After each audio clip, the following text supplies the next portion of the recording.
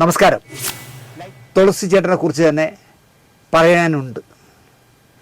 മോശമല്ലാത്തൊരു സർക്കാർ ജോലി ഉണ്ടായിരുന്ന ആളായിരുന്നു തുളസി ചേട്ടൻ.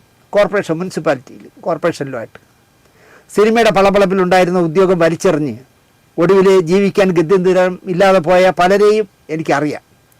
പക്ഷേ തുളസി ചേട്ടൻ അത്തരം ഒരു മണ്ടത്തരം കാണിച്ചില്ല. അദ്ദേഹം പെൻഷനാവുന്നവരെയും അഭിനയത്തിനിടയിൽ നല്ല തിരക്കുണ്ടായിരുന്നപ്പോഴും ലീവ് എടുത്താണ് അഭിനയിച്ചിരുന്നത്. അതുകൊണ്ട് തന്നെ ജീവിത സായാഹ്നത്തിൽ ആരുടെ മുന്നിലും കൈ നീട്ടേണ്ട ഗതികേട് അദ്ദേഹത്തിന് വന്നിട്ടേ ഇല്ല. മാന്യമായ പെൻഷൻ ഉണ്ടല്ലോ. സിനിമയിൽ നിന്നും മോശമല്ലാതെ സമ്പാദിക്കുകയും ചെയ്തു. തിരുവനന്തപുരത്ത് റെയിൽവേ സ്റ്റേഷനടുത്ത് വലിയ ശാലയിൽ മോശമല്ലാത്ത ഒരു നല്ല വീടും സ്വന്തമായുണ്ട്. പക്ഷേ അദ്ദേഹത്തിനൊരു പറ്റി. ബുദ്ധിമാനായ കുയിൽ കാക്കയുടെ കൂട്ടിൽ ഈ മുട്ടയിടുന്ന കഥ ഞാൻ പറഞ്ഞിട്ടുണ്ട്. അടയിരിക്കാനൊന്നും കുയിലിന് താല്പര്യമില്ല. കുയിൽ എന്ത് ചെയ്യുന്നു വെച്ചാൽ സമീപത്ത് എവിടെയെങ്കിലും ഒരു കാക്ക കൂട് വയ്ക്കുകയാണെങ്കിൽ അത് നോക്കിയിരിക്കും. എന്നിട്ട് കാക്ക തൻ്റെ മുട്ടകൾ അതിലിട്ട് വെച്ചിട്ട് എവിടെയെങ്കിലും ആഹാരം തേടി പോകുന്നതിനിടയിൽ ഈ കുയിൽ എന്ത് ചെയ്യുന്നു പറഞ്ഞാൽ ആ കൂട്ടി കയറി മുട്ടയിടും. മുട്ടയിട്ടിട്ട് കുയിലൊന്നും അറിയാത്ത പോലെ മുങ്ങും. കാക്ക തൻ്റെ മുട്ടകൾക്കൊപ്പം കുയിലിൻ്റെ മുട്ടകളെയും ചിറകിനടിയിൽ ഒതുക്കി ചൂട് കൊടുത്ത് അടയിരിക്കും. ബുദ്ധികൂർമ്മതയുള്ള പക്ഷിയാണ്. ഞാൻ അടയിരിക്കുന്നതിൽ കുറച്ച് മുട്ടകൾ തൻ്റേതല്ല എന്നറിയാമെങ്കിലും തട്ടി താഴേക്കിടാതെ സൂക്ഷിച്ച് സ്വന്തം മുട്ടയെ പോലെ തന്നെ സൂക്ഷിച്ചു വെച്ച് വിരിയിക്കുന്ന സ്വഭാവമാണ് കാക്കയ്ക്കുള്ളത്. കാക്ക നല്ല ബുദ്ധിയുള്ളതാണ്. തൻ്റെ കുഞ്ഞുങ്ങൾക്ക് തീറ്റ കൊടുക്കുന്നത് പോലെ തന്നെ കുയിലിൻ്റെ കുഞ്ഞിനും വച്ചു കൊടുക്കും ആഹാരം. പറക്കാറാവുമ്പോൾ ഒരു നാൾ ഒരു കൂവൽ കൂകിയിട്ട് ഈ കുയിൽ കുഞ്ഞ് കാക്കക്കുട്ടി നിന്ന് പറന്നങ്ങ് പോകും. തന്നെ പറ്റിച്ചതിനെ പറ്റിയോ നന്ദികേടിനെ പറ്റിയോ ചിന്തിച്ച് തല പുണ്ണാക്കാതെ കാക്ക നോക്കിയിരിക്കും ആ പോക്ക്. അടുത്ത സീസണിൽ ഏതെങ്കിലും ഒരു കുയിൽ വന്ന് ഇതുപോലെ തന്നെ ആവർത്തിക്കും. കാക്ക അടയിരിക്കും, വിരിക്കും, പറന്നു പോകും. തുളസിയണ്ണന് ഈ കാക്ക കുയിൽ കഥകൾ അറിയാതിരിക്കാൻ വഴിയില്ല. നന്നായിട്ട് വായിക്കുന്ന ആളാണ്. എന്നാലും കാക്കയല്ലല്ലോ, വികാരമുള്ള മനുഷ്യനല്ലേ തുളസി ചേട്ടൻ. അദ്ദേഹം പറയുന്നത് ഓമനിച്ച് വളർത്തിയ മകൾ പോലും പിണക്കം കാണിച്ചിരുന്ന കാലത്ത് അദ്ദേഹം പത്തനാപുരം ഗാന്ധി ഭവനിൽ അഭയം തേടിയ കഥയാണ് ഇപ്പോൾ തുളസിച്ചേട്ടൻ പറയുന്നത്. വിവാഹം കഴിഞ്ഞതോടെ മകളന്ന് അകന്നതും ഭാര്യ മകളോടൊപ്പം ചേർന്നതും മകൾ എൻജിനീയറും മകൻ ഡോക്ടറുമൊക്കെ ആയതിനാൽ അവർ ഓസ്ട്രേലിയയിൽ സെറ്റിലാവുകയും ഒന്ന് ഫോൺ ചെയ്ത് അസുഖം മാറിയോ ആരോഗ്യം എങ്ങനെ ജീവിച്ചിരിപ്പുണ്ടോ എന്നൊന്നും തിരക്കിയില്ല എന്നും ഭാര്യയും മകളോടൊപ്പം പോയതുമൊക്കെയാണ് കൊല്ലം തുളസി ചേട്ടൻ തൻ്റെ പരുക്ക ശബ്ദത്തിൽ പറയുന്നത്. കേൾക്കുമ്പോൾ നമുക്ക് പാവം തോന്നും. ഗാന്ധി ഭവനിൽ കുറച്ച് കാലം അന്തേവാസിയായിട്ട് അതുകൊണ്ടാണ് ആ സമയത്ത് അദ്ദേഹം പോയി, ഭാര്യയും മോളും പോയ ആ സമയത്ത്. പക്ഷേ പറയേണ്ട പ്രധാനപ്പെട്ട ഒരു പോയിൻ്റ് അദ്ദേഹത്തിൻ്റെ മാന്യത കൊണ്ടായിരിക്കും അദ്ദേഹം ഒഴിവാക്കി.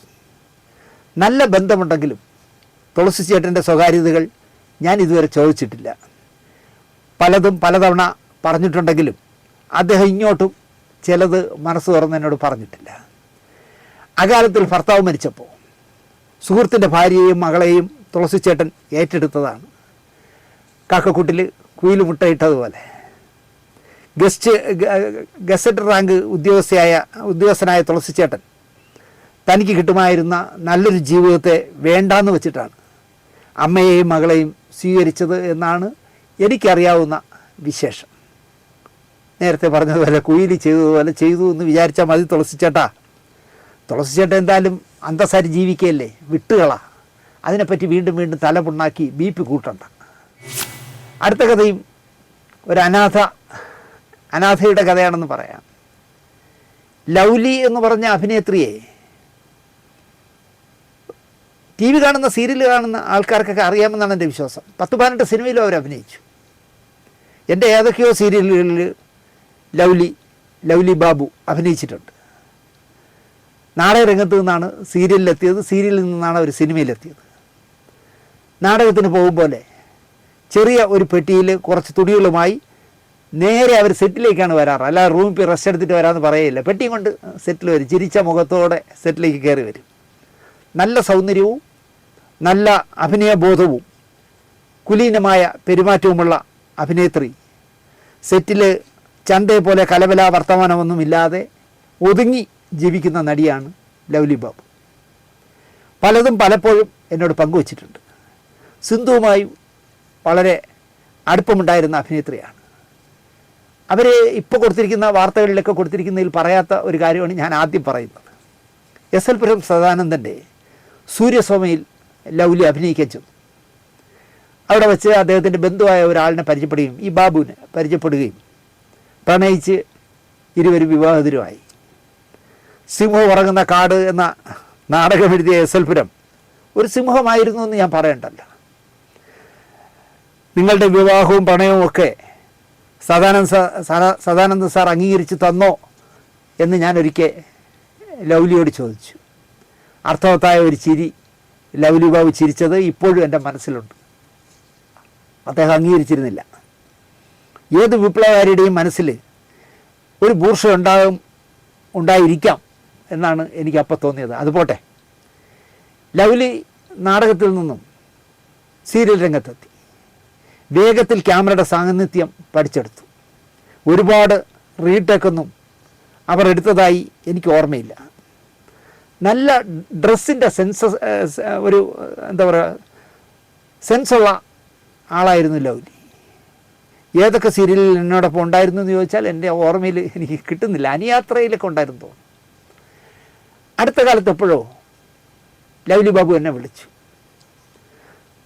ഫോൺ സംസാരം അവസാനിപ്പിക്കുന്നതിന് മുമ്പ് എന്നോട് പറഞ്ഞു, സിന്ധു കുട്ടിയെ ഞാൻ തിരക്കിയെന്ന് പറയണേ. അങ്ങനെ പറഞ്ഞാണ് അവർ സംസാരം അവസാനിപ്പിച്ചത്.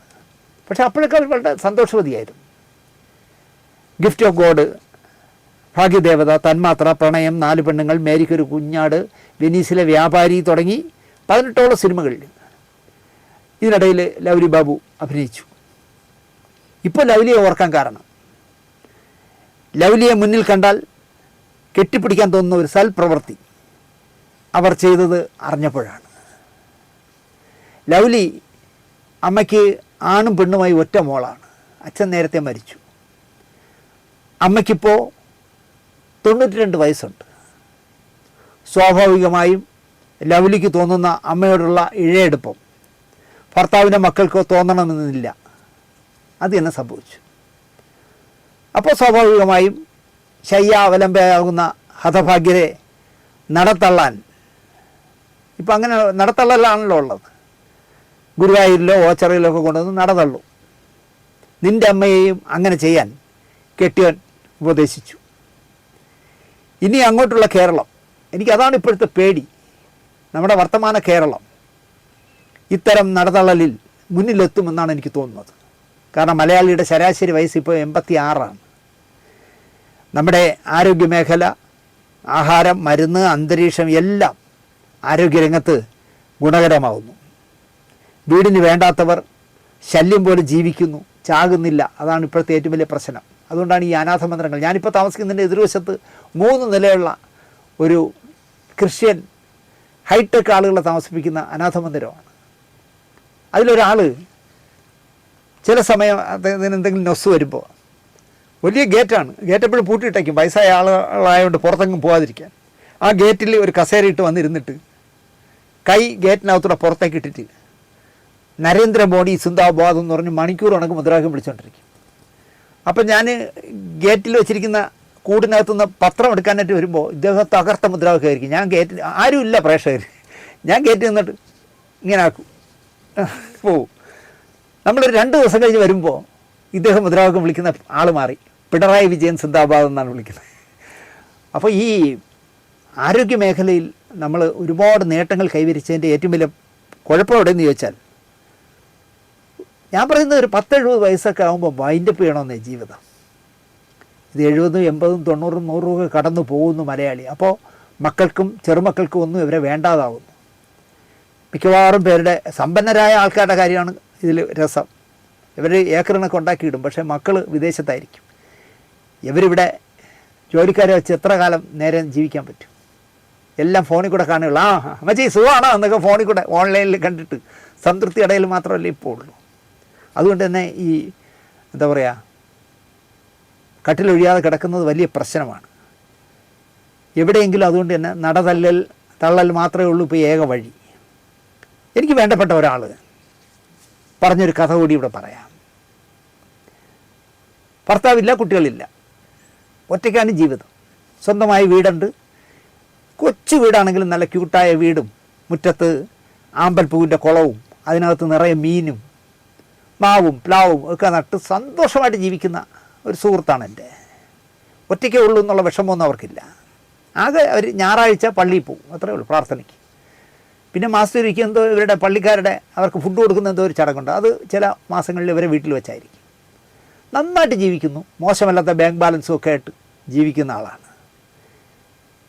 അവർ എന്താ പറയുക, സുഭിക്ഷമായി ജീവിക്കുന്നതിനിടയിലാണ് തൊട്ടടുത്തൊരു വീട്ടിൽ ഒരു സമ്പന്നമായൊരു ഫാമിലി, അവിടെ ജോലി ചെയ്യുന്ന ഒരു സ്ത്രീ വന്ന് ഇവരോടൊരു ആവശ്യം ഉന്നയിക്കുന്നു. അവിടെ 80 വയസ്സ് കഴിഞ്ഞ 80-90 വയസ്സ് കഴിഞ്ഞ ഒരു അമ്മച്ചിയുണ്ട്. ഈ വീടിൻ്റെ മുഴുവൻ കോടികളുടെ ആസ്തിയുടെ ഉടമ. മക്കളെല്ലാം വലിയ ലെവലിലാണ്. 4 മക്കളാണ്. ഒരു മോൻ്റെ വീട്ടിൽ 3 മാസം നിൽക്കും, കിടക്കും. അടുത്ത ഒരു മോളെ വീട്ടിൽ 3 മാസം കിടക്കും. അടുത്ത മോൻ്റെ വീട്ടിൽ 3 മാസം കിടക്കും. അടുത്തൊരു മോളെ വീട്ടിൽ. അങ്ങനെ 3 മാസമാണ് ഈ 4 മക്കളുടെ വീട്ടിൽ ജീവിക്കുന്നത്. ഈ വലിയമ്മച്ചി ഇപ്പോൾ ഈ പറഞ്ഞ ആളിൻ്റെ വീടിൻ്റെ തൊട്ടടുത്ത വീട്ടിൽ, മകൻ്റെ വീട്ടിൽ വന്നിട്ടുണ്ട്. ഗ്രഹനാഥൻ്റെ ഭർത്താവിൻ്റെ അമ്മയാണ്. 3 മാസം ഇവിടെ ഉണ്ട്. അവരുടെ കാര്യം മാത്രം നോക്കിയാൽ മതി, വേറെ ആരെയും നോക്കണ്ട. ഈ അമ്മച്ചിയുടെ കാര്യം, അമ്മച്ചിയെ കുളിപ്പിക്കുക, അമ്മച്ചിയുടെ ഡ്രസ്സ് മാറ്റുക, അമ്മച്ചിക്ക് മരുന്ന് കൊടുക്കുക, അമ്മച്ചിക്ക് സമയത്തിന് ആഹാരം കൊടുക്കുക, ഇതൊക്കെ മാത്രം ചെയ്താൽ മതി. രാവിലെ വരണം, ഒരു 6-7 മണിയാകുമ്പോൾ വരണം.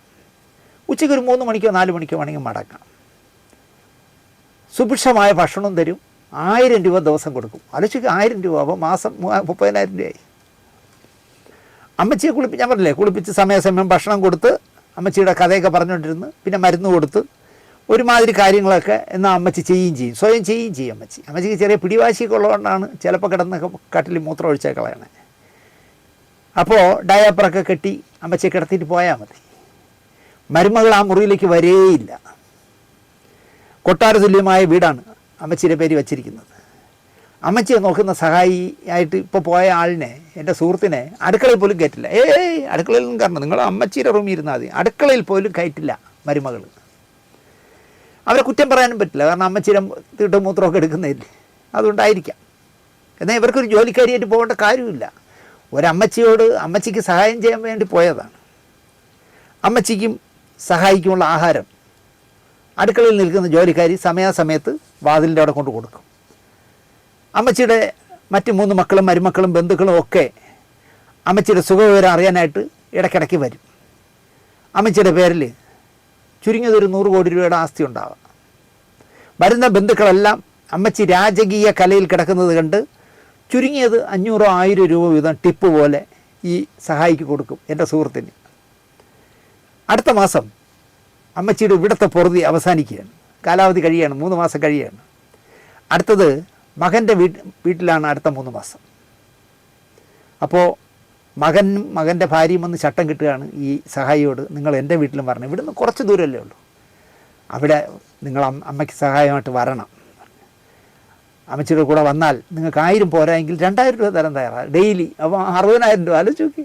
അമ്മച്ചി അവർക്ക് നോക്കാൻ വയ്യ, മകനും ഭാര്യയ്ക്കും മരുമകൾക്കും മോക്കും ഒന്നും നോക്കാൻ വയ്യ, അതാണ് പ്രശ്നം. അമ്മച്ചി പറയുന്നത്, നീ കൂടെ വന്നില്ലെങ്കിൽ ഒരു 10 ദിവസത്തിനുള്ളിൽ ഞാൻ പെട്ടിയിലായ വാർത്ത നിനക്ക് കേൾക്കാമെന്നാണ്. അമ്മച്ചി നല്ല വർത്തമാനമൊക്കെ പറയും. അമ്മച്ചിക്ക് സമയാസമയം ആഹാരം, മരുന്ന്, ഒരു നേരം കുളിപ്പിക്കൽ, അന്നുള്ള വസ്ത്രം വാഷിംഗ് മെഷീനിലിട്ട് നനച്ചെടുത്ത് ഉണക്കുക, അമ്മച്ചിയെ ഉടുപ്പിക്കുക, ഇത്രയേ ഉള്ളൂ ജോലി. അതിനാണ് ഈ നല്ല ശമ്പളവും 1000 രൂപ കിട്ടുന്നത്. വേണമെങ്കിൽ 1000 കുറഞ്ഞെങ്കിൽ 2000 തരാമെന്ന് പറയുന്നത്. കാശില്ലാത്ത വീട്ടിലെ ഒരു അമ്മച്ചി ആയിരുന്നെങ്കിൽ നിങ്ങൾ ആലോചിക്കുക. പക്ഷേ കാശില്ലാത്ത വീട്ടിലെ അമ്മച്ചിയാണെങ്കിൽ പൊന്നുപോലെ നോക്കുമെന്നാണ് ഞാൻ വിശ്വസിക്കുന്നത്. ലൗലിയുടെ അമ്മയുടെ ഗതിയും ഇത്തരത്തിലാകും എന്ന് പറയാം. എൻ്റെ അമ്മയ്ക്ക് ഞാനൊരു മോളാണ്. എൻ്റെ അമ്മയെ ഞാൻ അനാഥയാക്കില്ല, ആക്കണ്ട എന്നാണ് എനിക്ക് ലൗലിയോട് പറയാനുള്ളത്. നീ ഒരു കാര്യം ചെയ്യ്, തള്ളയുടെ കൂടെ നീയും കൂടെ ഇറങ്ങിക്കുമെന്ന് ആ പ്രേമിച്ച് കല്യാണം കഴിച്ച ബോറൻ ഭർത്താവ് പറഞ്ഞു. ഒന്നും ആലോചിച്ചില്ല, ലൗലി അമ്മയും കൂട്ടി ഗാന്ധി ഭവനിലെത്തി. യൂസഫ് അലി ബായ് എന്ന ദൈവപുത്രൻ കെട്ടിക്കൊടുത്ത 16 കോടി രൂപയ്ക്ക് കെട്ടിക്കൊടുത്ത ഒരു വലിയ 4 നില കെട്ടിടത്തിലാണല്ലോ ഇപ്പോൾ അമ്മമാർ ഉറങ്ങുന്നത് സുഖമായിട്ട്. അവിടെ ലൗലിക്കും ഭർത്താവിനും ഗാന്ധിഭവൻ്റെ എല്ലാമായ സോമരാജൻ സാർ ഇടം നൽകി. അമ്മ ഈ ലോകം വിട്ടു പോയാലും ഇനി ഇവിടെ നിന്നൊരു മടക്കമില്ല എന്നാണ് ലൗലി ഉറപ്പിച്ച് പറയുന്നത്. ലൗലി കലർപ്പില്ലാത്ത സ്നേഹവും സൗഹൃദവും പല പ്രായക്കാരോടുള്ള ഇടപഴകലും ഒക്കെയായി ഗാന്ധിഭവനിൽ ഇനി ജീവിച്ചാൽ മതി എന്നാണ് എനിക്ക് പറയാനുള്ളത്. അമ്മയുടെ കാലം കഴിഞ്ഞാലും ലൗലി ഈ ബോർണായ ഭർത്താവിൻ്റെ കൂടെയും സ്നേഹം തൊട്ട് തെറിക്കാത്ത മക്കളുടെ കൂടെയും പോകരുത് എന്ന് തന്നെയാണ് ഞാൻ പറയുന്നത്. കാരണം നാളെ നിങ്ങളെയും വയസ്സാവുമ്പോൾ നടതള്ളും. അമ്മ പോയ ശേഷം തിരിച്ചു ചെന്നാൽ അതായിരിക്കും ലൗലിക്ക് കിട്ടുന്ന ഉപഹാരം എന്ന് ഞാൻ വിശ്വസിക്കുന്നു. അതുകൊണ്ട് തന്നെ ഞാൻ പറയുന്നു, ഞാൻ ലൗലിയെ വിളിച്ചില്ല, എൻ്റെ നമ്പറുണ്ട്, പക്ഷേ ഞാൻ വിളിച്ചില്ല. ഞാൻ പറയുന്നു, പ്രിയപ്പെട്ട ലൗലി, അമ്മയുടെ കാലം കഴിഞ്ഞാലും നിങ്ങൾ ഗാന്ധിഭവനിൽ കഴിഞ്ഞാൽ മതി. സോമരാജൻ സാറും അമലും എല്ലാം കൂടി നിങ്ങളെ പൊന്നു പോലെ നോക്കിക്കോളും. അവിടെ കഴിയൂ. കലാകാരന്മാർക്ക് പ്രത്യേകമായ സ്ഥാനം നൽകുന്ന ഒരിടമാണ് ഗാന്ധിഭവൻ. നവ്യമായ, വർണ്ണാഭമായ, കളർഫുള്ളായ ഒരു നല്ല പൊന്നോണ തിരുവർഷം നിങ്ങൾക്കെല്ലാവർക്കും, എൻ്റെ പ്രേക്ഷകർക്ക് എല്ലാവർക്കും മനസ്സുകൊണ്ട് നേർന്നുകൊണ്ട്, ഓണാശംസകൾ നേർന്നുകൊണ്ട് ഈ എപ്പിസോഡ് ഇവിടെ അവസാനിപ്പിക്കുന്നു. നന്ദി, നമസ്കാരം.